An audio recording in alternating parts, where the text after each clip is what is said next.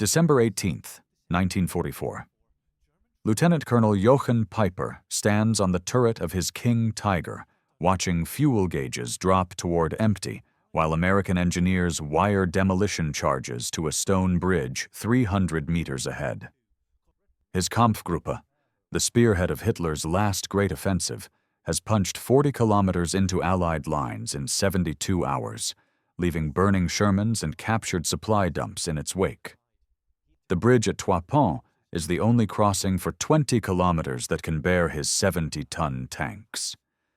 If it falls, his column dies.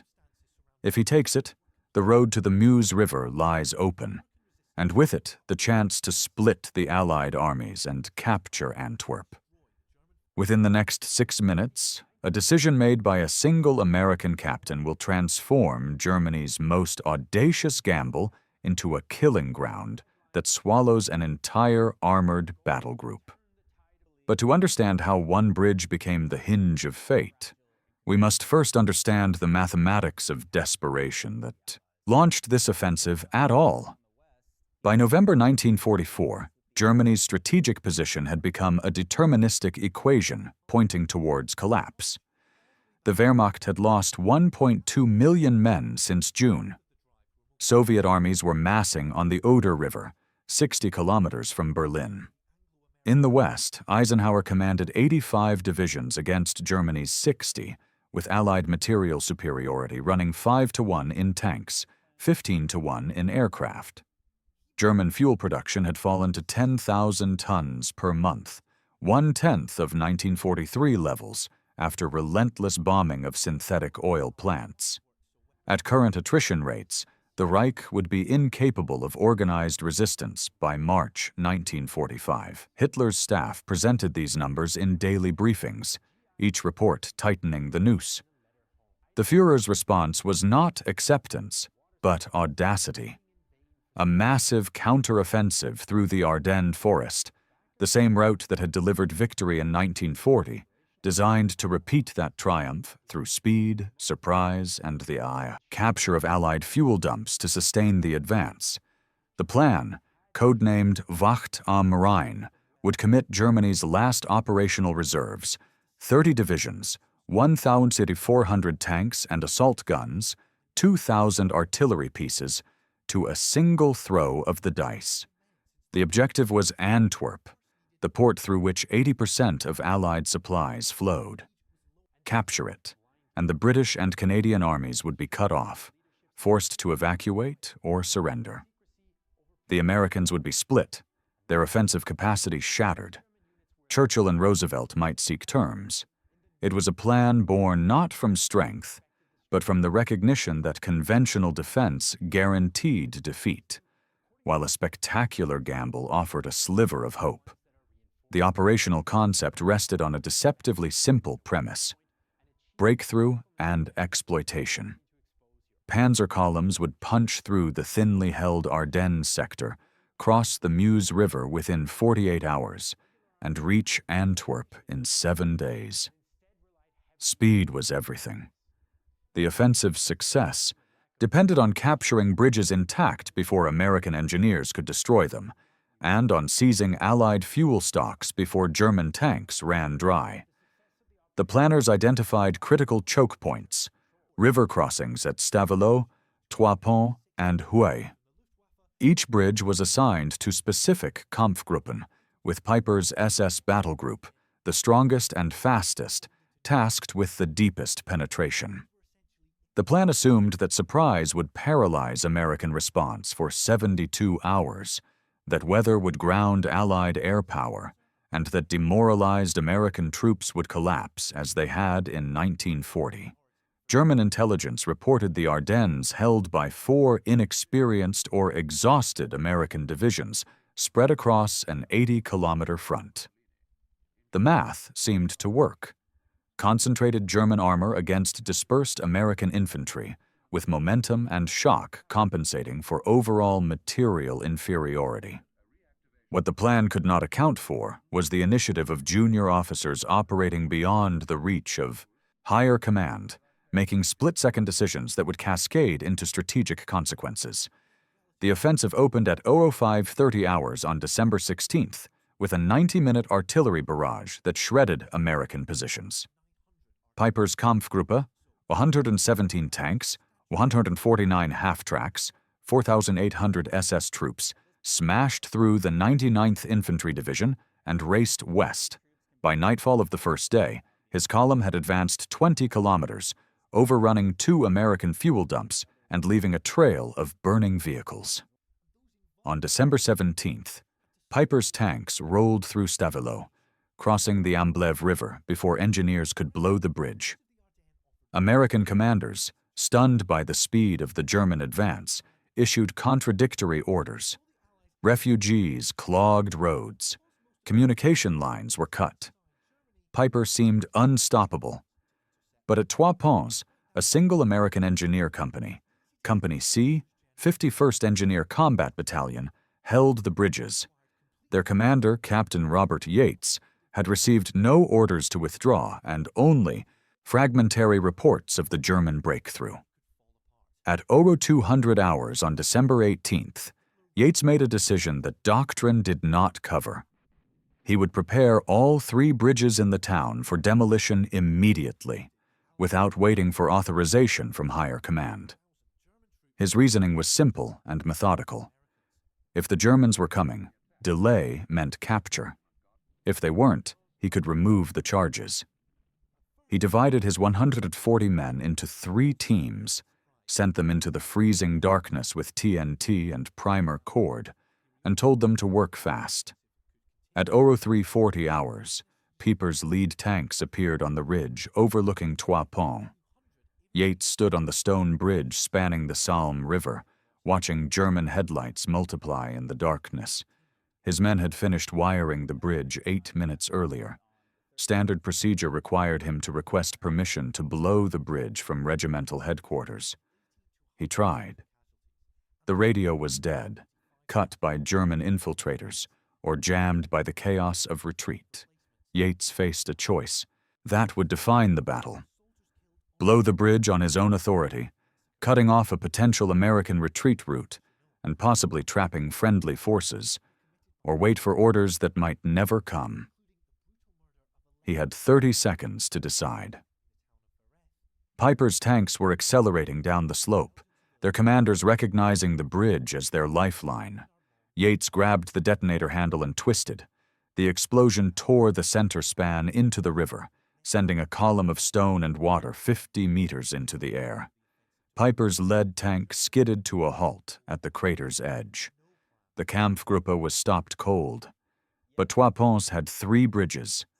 Peiper immediately redirected his column north toward the bridge over the Meuse, a smaller structure that could still bear his tanks. Yates, watching from across the river, realized the Germans were shifting. He sprinted to the second bridge, where his engineers were still placing charges. The Germans were faster. Peiper's reconnaissance vehicles reached the bridge before the wiring was complete. Yates ordered his men to fall back and detonate what they had. The explosion was partial, collapsing one end of the bridge, but leaving the main span intact. German engineers could repair it in hours. Peiper ordered his troops forward to secure the crossing. Then American artillery, finally responding to Yates's earlier radio calls, began to fall. Shells bracketed the bridge, forcing the Germans into cover. For 90 minutes, Peiper's engineers worked under fire, trying to span the gap. At 05:20 hours, American reinforcements, a battalion of the 82nd Airborne Division, rushed south from reserve, arrived and dug in on the high ground overlooking the bridge. Peiper, recognizing that the crossing was now contested and that daylight would bring Allied aircraft, made his second critical decision. He would bypass Trois-Ponts entirely and find another route west. The detour cost Peiper 16 hours and 60 kilometers of extra travel on narrow forest roads. His fuel gauges, already low, dropped toward critical. On December 19th, his column reached the village of La Glaise, still 20 kilometers short of the Meuse. American forces, no longer paralyzed by surprise, were converging. The 82nd Airborne blocked the north. The 3rd Armored Division was moving up from the south. Peiper's radio crackled with orders to continue the advance, but his tanks were running on fumes. He radioed back, "Send fuel or send orders to withdraw." Neither came. German supply columns, struggling through traffic jams and American ambushes, could not reach him. On December 20th, Allied weather cleared. American fighter bombers swarmed over the Ardennes, turning German columns into burning wreckage. Peiper's Kampfgruppe, the spearhead that was supposed to reach Antwerp, was surrounded in La Glaise with no fuel, no ammunition resupply, and no hope of relief. For 3 days, Peiper's men fought from the village, repelling American attacks but unable to break out. Their tanks, immobilized by empty fuel tanks, became stationary pillboxes. On December 23rd, Peiper received permission to withdraw on foot. He ordered his men to destroy their vehicles and escape through American lines under cover of darkness. Of the 4,800 men who had begun the offensive, 770 made it back to German lines. Behind them, they left 117 tanks, 149 half-tracks, and the wreckage of Hitler's last gamble. The failure at Trois-Ponts had cascaded into operational paralysis. Without Peiper's breakthrough, the entire northern thrust of the offensive stalled. Other Kampfgruppen, lacking the fuel and momentum that Peiper's capture of Allied dumps was supposed to provide, ground to a halt short of the Meuse. By December 26th, Patton's Third Army had counterattacked from the south, relieving Bastogne and threatening to cut off the German salient. By January 1945, the Wehrmacht had been pushed back to its start lines, having lost 100,000 men, 800 tanks, and its last operational reserves. The road to Germany lay open. The strategic consequences were immediate and irreversible. Germany had gambled its final reserves on a plan that required everything to go right, and a single bridge had broken the chain. The fuel that Peiper failed to capture remained in Allied hands, sustaining the drive into Germany. The divisions committed to the Ardennes could not be reconstituted. Their loss left the Eastern Front fatally weakened, enabling the Soviet winter offensive that would reach Berlin by April. Hitler's fantasy of splitting the Allies and forcing a negotiated peace died in the snow at La Glaise. The human cost was staggering: 19,000 American dead, 75,000 casualties total, and uncounted Belgian civilians caught in the fighting. But the German losses were irreplaceable. The Ardennes Offensive consumed the last generation of trained soldiers, the last operational tanks, the last reserves of fuel. After Trois-Ponts, Germany could only delay, not prevent, its defeat. Captain Robert Yates received the Distinguished Service Cross for his decision at Trois-Ponts. The citation noted that his initiative and courage in the face of overwhelming enemy forces prevented the enemy from achieving a breakthrough that could have altered the course of the campaign. Yates himself never spoke publicly about the decision, telling fellow officers only that it seemed like the right thing to do at the time. He survived the war, returned to civilian life, and died in 1983. His obituary in his hometown newspaper did not mention Trois-Ponts. The bridge he destroyed was rebuilt in 1946 and still carries traffic today. A small plaque on the stone abutment commemorates the battle, visited by few. But in the calculus of war, where grand strategies collide with ground-level decisions, Yates's 30-second choice to twist a detonator handle changed the mathematics of the entire Western Front. One bridge, one captain, one decision. Sometimes the hinge of history is that small.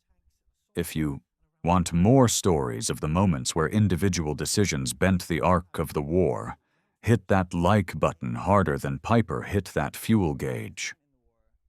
Subscribe because the next time we're diving into the story of the radar operator who broke doctrine and saved an entire invasion fleet. History isn't just made by generals. Sometimes it's made by captains with detonators and the guts to use them.